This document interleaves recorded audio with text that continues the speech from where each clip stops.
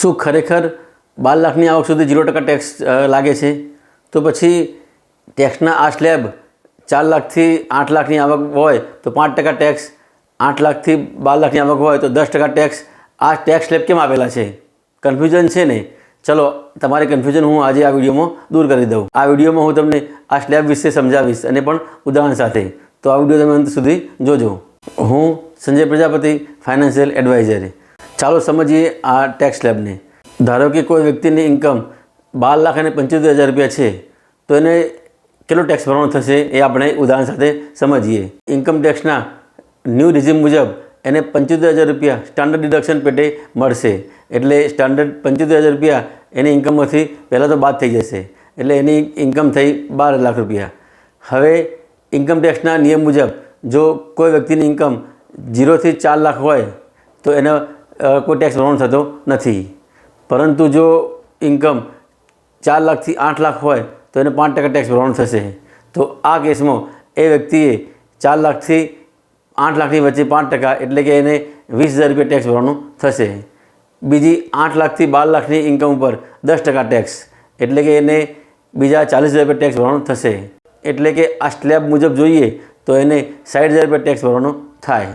પરંતુ income ટેક્સના section 87A મુજબ જો તમારી ટેક્સેબલ ઇન્કમ એટલે કે સ્ટાન્ડર્ડ ડિડક્શન કાપી અને જો તમારી ઇન્કમ 12 લાખ કે તેનાથી ઓછી થાય છે તો તમને એ સેક્શન મુજબ એ તમારો જે પણ ટેક્સ તમે ભરો છો એ ટેક્સ તમને રિબેટ મળી જાય છે.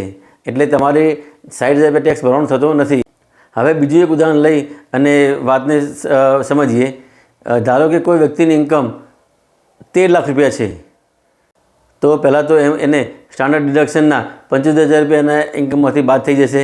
એટલે એની ટેક્સેબલ ઇન્કમ થઈ 12 લાખ અને 25,000 રૂપિયા. હવે ઇન્કમ ટેક્સના સ્લેબ મુજબ 4 લાખ સુધી 0% ટેક્સ લાગે છે.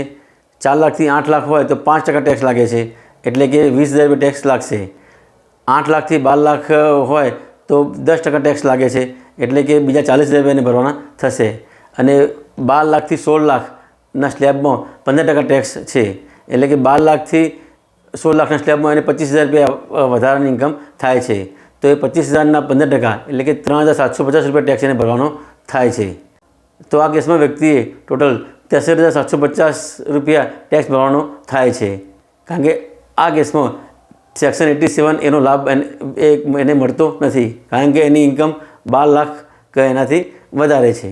હું આશા રાખું છું કે આ બે ઉદાહરણ દ્વારા તમને ટેક્સ સ્લેબ વિશે પૂરી માહિતી મળી ગઈ હશે. છતાં પણ જો તમને કોઈ ડાઉટ હોય, ઇન્કમ ટેક્સ વિશે કંઈ પણ જાણવા માગતા હોય તો મને આ નંબર પર તમે કોન્ટેક્ટ કરી શકો છો. જો તમને મારો આ વિડીયો ઉપયોગી લાગ્યો હોય તો મારી ચેનલ મૈત્રી ઇન્સ્યોરન્સ એન્ડ ઇન્વેસ્ટમેન્ટને લાઇક, શેર અને સબસ્ક્રાઈબ કરવાનું ભૂલશો નહીં.